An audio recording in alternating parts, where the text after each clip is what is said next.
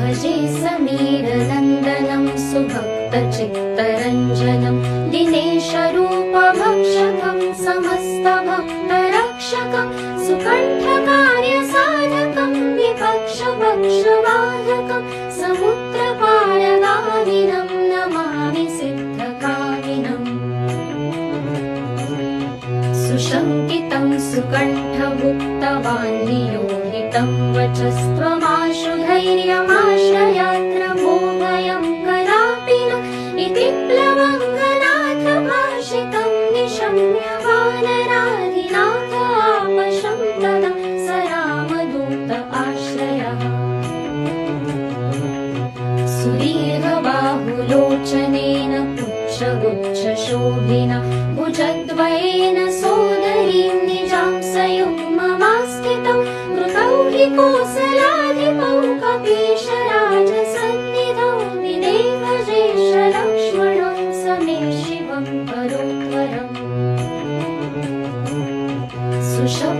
सुशब्दशास्त्रपारगं विलोक्य रामचन्द्रमा कपीशनाथसेवकं समस्तनीतिमार्गगं प्रशस्य लक्ष्मणं प्रति प्रलम्बबाहुभूषितः कपीन्द्रसख्यमाकरोत् स्वकार्यसाधकः प्रभुः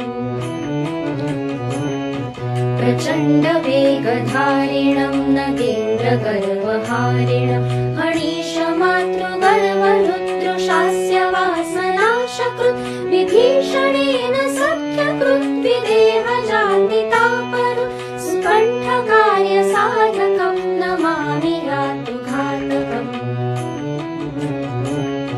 नमामि पुष्पमौलिनं सुवर्णवर्णधारिणं गदायुधेन भूषितं किरीटकुण्डलान्वितं सुपुच्छगुच्छतुच्छलङ्कदाहकं सुनायकं विपक्षपक्षराक्षसेन्द्र सर्ववंशनाशकम् रघूत्तमस्य सेवकं नमामि लक्ष्मणप्रियं दिनेशवंशभूषणस्य मुद्रिका प्रदर्शकं विदेहजातिशोकतापहारिणं प्रहारिणं सुसूक्ष्मरूपधारिणं नमामि दीर्घरूपिणम्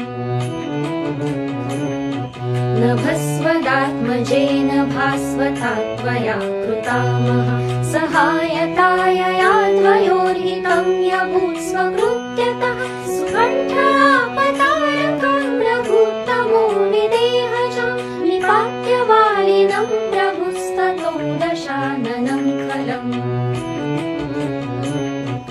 इमं स्तवं कुजेह्यः पठेत् सुचेतसा नरः कपीशनाथसेवको भुनक्ति सर्वसम्पदः लवङ्गराजसत्कृपाकटाक्षभाजनः सदा न शत्रुतो भयं भवेत् कदापि तस्य नो स्त्रियः कदापि तस्य नो स्त्रियः कदापि तस्य नो स्त्रियः कदा